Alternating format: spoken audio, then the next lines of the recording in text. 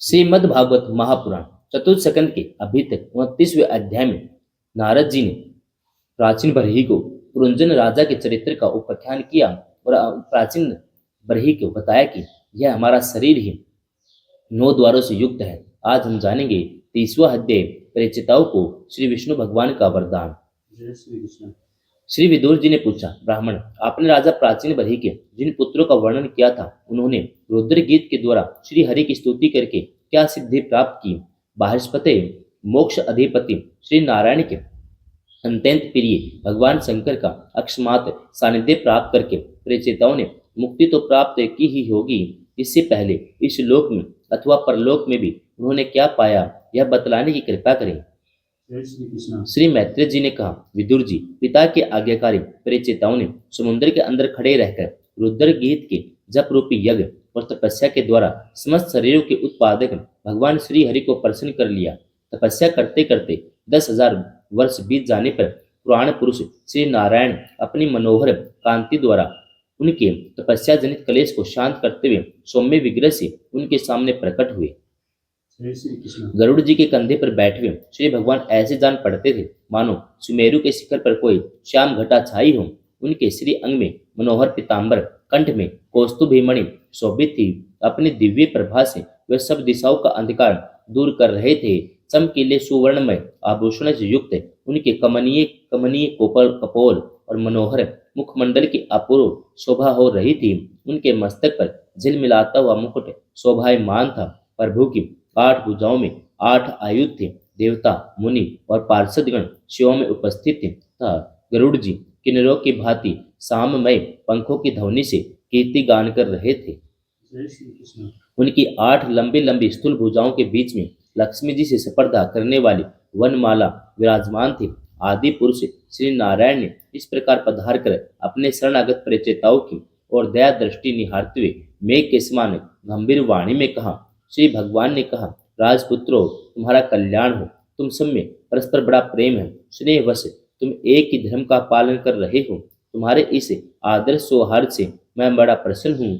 मुझसे वर मांगो। जय श्री कृष्ण। जो पुरुष सायंकाल के समय प्रतिदिन तुम्हारा स्मरण करेगा उसका अपने भाइयों में अपने ही समान प्रेम होगा और समस्त जीवों के प्रति मित्रता का भाव हो जाएगा।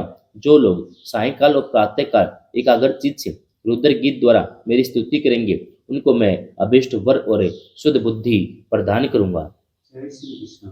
तुम लोगों ने बड़ी प्रसन्नता से अपने पिता की आज्ञा शिरोधार्य की और इससे तुम्हारी कमनीय कीर्ति संपूर्ण लोकों में फैल जाएगी। तुम्हारे एक बड़ा ही विख्यात पुत्र होगा।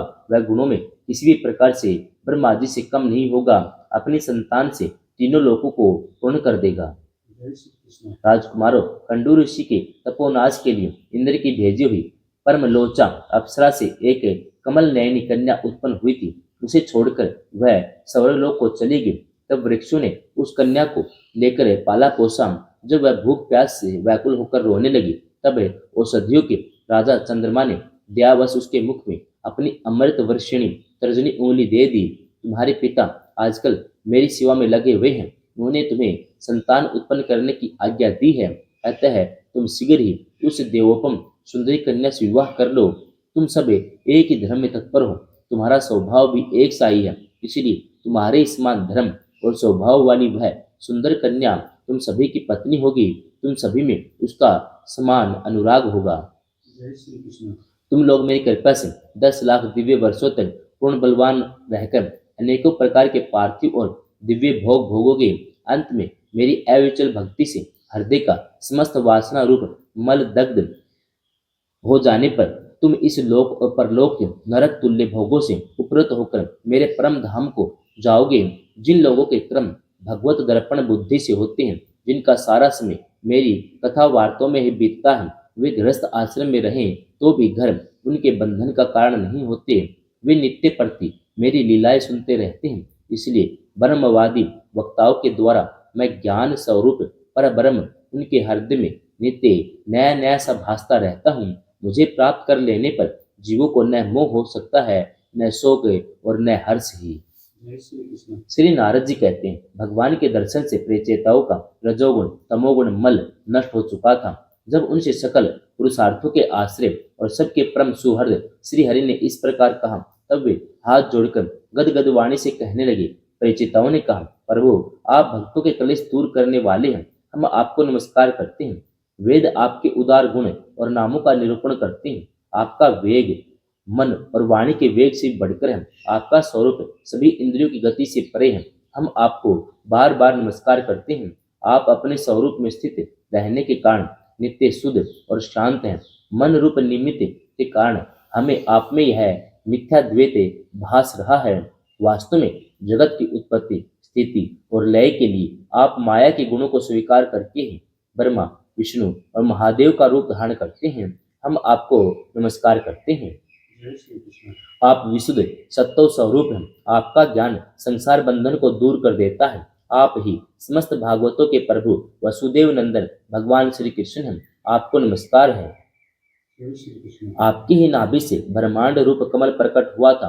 आपके कंठ में कमल कुसुमों की माला शोभित है। आपके चरण कमल कमल के समान कोमल हैं। कमल नयन आपको नमस्कार है। आप कमल कुसुम की केसर के समान स्वच्छ पीतांबर धारण किए हुए हैं। समस्त भूतों के आश्रय स्थान हैं। सबके साक्षी हैं। हम आपको नमस्कार करते हैं। जय श्री कृष्ण। भगवान आपका यह स्वरूप संपूर्ण क्लेशों की निवृत्ति करने वाला है। हम अविद्या अस्मिता राग द्वेष आदि क्लेशों से पीड़ितों के सामने आपने इसे प्रकट किया है। इससे बढ़कर हम पर और क्या कृपा होगी।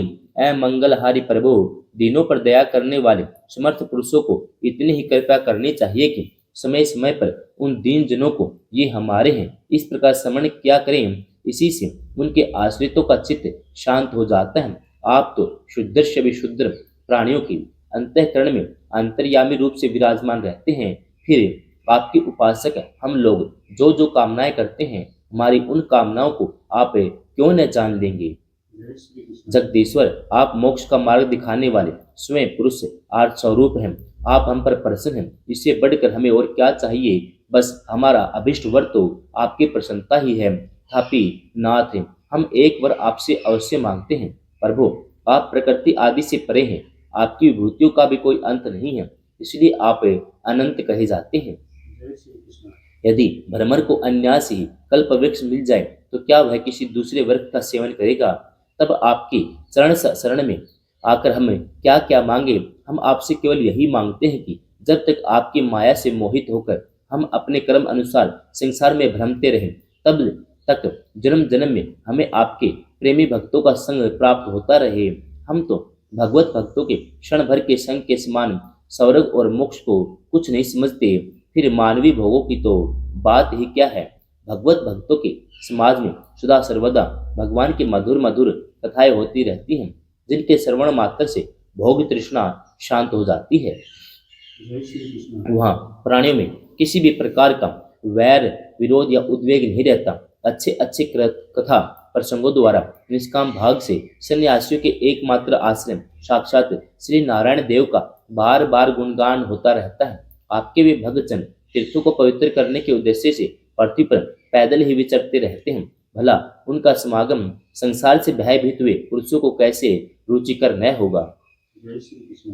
भगवान आपके प्रिय सखा भगवान शंकर के क्षण भर के समागम से ही आज हमें आपका साक्षात दर्शन हुआ है। आप जन्म मरण रूप दुसाध्य रोग के श्रेष्ठतम वेद हैं। अतः अब हमने आपका ही आश्रय लिया है। प्रभु हमने समाहित चित्त से जो कुछ अध्ययन किया है, निरंतर सेवा शुश्रूषा करके गुरु ब्राह्मण और वृद्ध को प्रसन्न किया है, दोष बुद्धि त्याग कर श्रेष्ठ पुरुष सुहृदगण बंधु वर्ग व समस्त प्राणियों की वंदना की है। अन्न आदि को त्याग कर दीर्घ काल तक जल में खड़े रहकर तपस्या की है। वह सब आप सर्वव्यापक पुरुषोत्तम के संतोष का कारण हो, यही वर मांगते हैं। जय श्री कृष्ण। स्वामी आपकी महिमा का पार न पाकर भी स्वयंभू मनु स्वयं ब्रह्मा जी भगवान शंकर का तप और ज्ञान से शुद्ध चित्त हुए अन्य पुरुष निरंतर आपकी स्तुति करते रहते हैं। अतः हम भी अपनी बुद्धि के अनुसार आपका यशोगान करते हैं। आप सर्वत्र समान शुद्ध स्वरूप और परम सुख हैं। आप सत्वमूर्ति भगवान वासुदेव को हमें नमस्कार करते हैं। जय श्री कृष्ण। श्री मैत्रेय जी कहते हैं, विदुर जी परिचिताओं की इस प्रकार स्तुति करने पर शरणागत वत्सल श्री भगवान ने प्रसन्न होकर कहा, तथास्तु। अप्रीति हत प्रभाव श्री हरि की मधुर मूर्ति के दर्शनों से अभी परिचिताओं के नेत्र तृप्त नहीं हुए थे, इसलिए वे उन्हें जाने देना नहीं चाहते थे। तथापि वे अपने परम धाम को चले गए। इसके पश्चात परिचिताओं ने समुद्र के जल से बाहर निकलकर देखा कि सारी पृथ्वी को ऊंचे ऊंचे वृक्षों ने ढक दिया है, जो मानो स्वर्ग का मार्ग रोकने के लिए इतने बढ़ गए हैं। यह देखकर वे वृक्षों पर बड़े कुपित हुए। तब उन्होंने पृथ्वी को वृक्ष लता आदि से रहित कर देने के लिए अपने मुख से प्रचंड वायु और अग्नि को छोड़ा, जैसे काल अग्नि रुद्र प्रलय काल में छोड़ते हैं।